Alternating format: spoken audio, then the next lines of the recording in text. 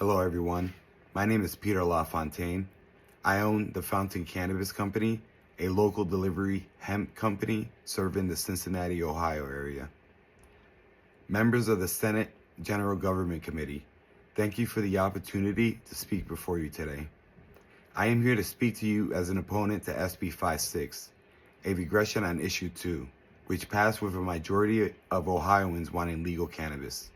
We cannot speak about SB 56 without addressing the flaw in our federal government's position on the legality of cannabis.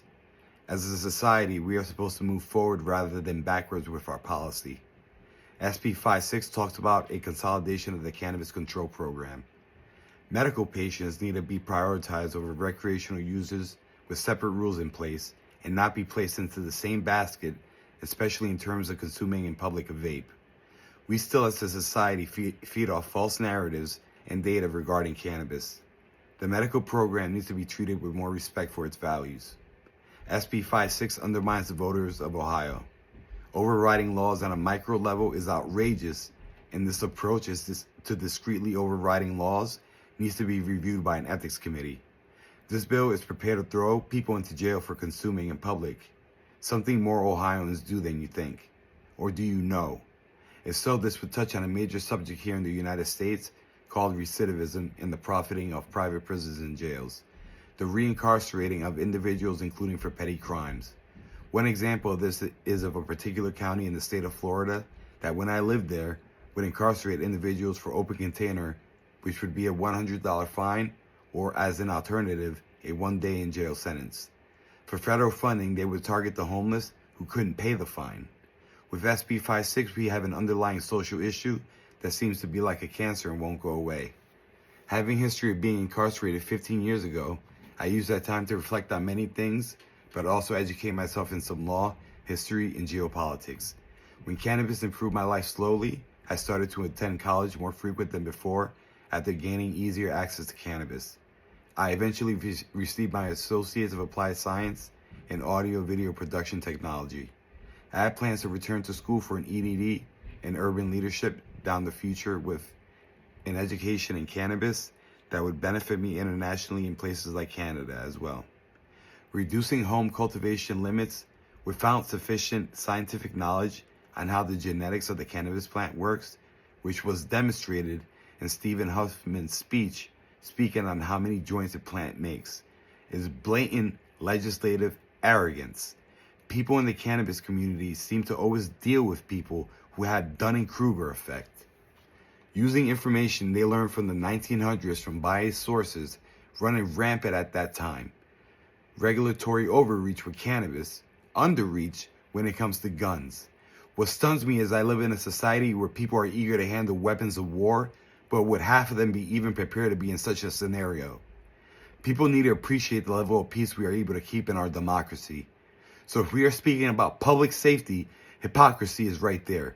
Cannabis is not brought into schools to commit mass murder. What do you think is? When it comes to setting limits on THC, let's not fool ourselves. As someone who owns a hemp company, I know very well that any individual could purchase 99% THCA isolate, decarboxylate it to active THC, and use it at incredibly high levels. You will create a black market, a new one at that. A new one of scientists grabbing hemp products that are federally compliant and converting them to marijuana products. That is going to be a whole new issue that you will deal with if this bill passes. Prohibiting cannabis sharing is a personal attack. You are trying to effectively isolate cannabis users on an island from being able to socialize with other people and do the same things people do when they drink, but safer. When you allow the sharing of a cancer-causing chemical, alcohol, meanwhile, you prohibit the transfer of a plant between two responsible adults. I do not want to even get into the poor legislation around caregiving for patients by growing for them, making products for them, and so on. Removing social equity in jobs programs is another example of how there is an agenda by someone linked to one of you we have in this office today representing us. An agenda to make money off incarcerating individuals. Money off the recidivism rate in this country. And who else better to target than people who use cannabis? Targeting a minority soon to be majority in the future. You know what countries have governments that target minorities?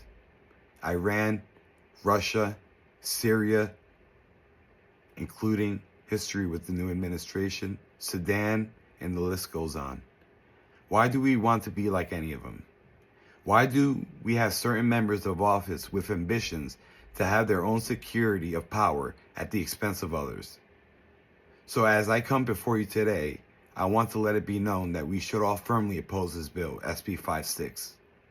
I also want to briefly address SB 326 in connection with public safety. There needs to be a compromise on products containing alternative, aka synthetic cannabinoids, derived from hemp for the purposes of public safety, but protections for naturally occurring cannabinoids such as THCA, CBD, CBN, CBG, and so on. There are an array of minor cannabinoids documented as well that should be protected. Thank you for your time. My name is Peter LaFontaine. I own the Fountain Cannabis Company. Thank you.